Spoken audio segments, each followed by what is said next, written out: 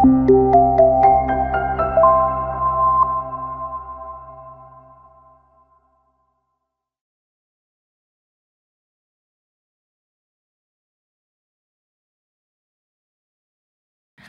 rekan-rekan, kembali lagi bersama saya Dina Dwi Dinawati dari Binus Business School, Binus University. Di modul ini kita akan pelajari langkah-langkah dalam proses manajemen risiko. Dari mulai mengenali, menilai, sampai mengendalikan risiko supaya organisasi bisa lebih siap menghadapi tantangan. Yuk kita bahas bersama. Kali ini Anda akan belajar bagaimana memahami proses manajemen risiko mulai dari mengidentifikasi, menilai, hingga mengelola risiko secara terstruktur dalam satu organisasi.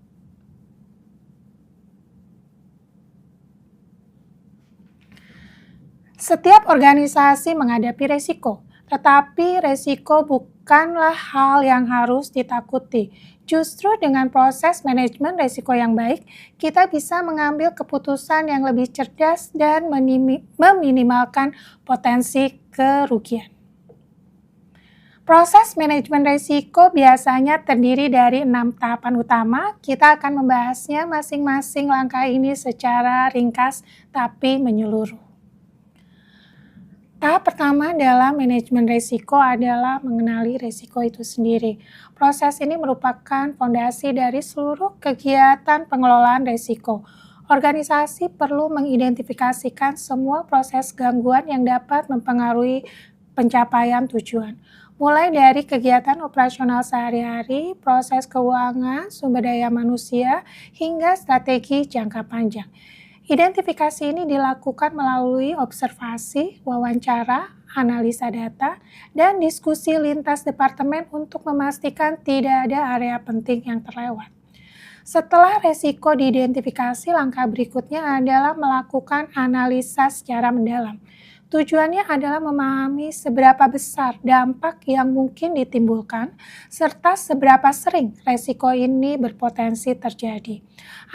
Analisa ini membantu organisasi memetakan resiko dari yang paling ringan hingga yang paling kritis, serta memahami akar penyebab yang harus diantisipasi. Namun tidak semua resiko perlu ditangani dengan cara yang sama.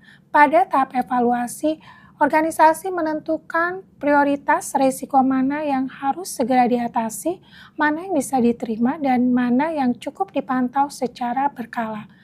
Proses prioritisasi ini memastikan bahwa sumber daya organisasi, baik waktu maupun biaya, digunakan secara efisien untuk menangani risiko yang benar-benar berdampak signifikan terhadap tujuan strategis. Tahap berikutnya dalam manajemen risiko adalah penanganan risiko, yaitu proses menentukan bagaimana organisasi akan merespon setiap risiko yang telah diidentifikasi dan dievaluasi sebelumnya. Pada tahap ini, manajemen memilih strategi yang paling tepat berdasarkan tingkat dampak dan probabilitasnya. Ada beberapa pendekatan yang umum digunakan. Resiko dapat dikurangi dengan menerapkan langkah-langkah pencegahan atau kontrol tambahan untuk menurunkan kemungkinan terjadinya. Resiko juga bisa dialihkan, misalnya dengan membeli asuransi atau melakukan kontrak dengan pihak ketiga untuk menanggung sebagian resiko. Dalam beberapa kasus, resiko dapat diterima, terutama jika dampaknya kecil dan biaya mitigasinya lebih besar daripada potensi kerugiannya.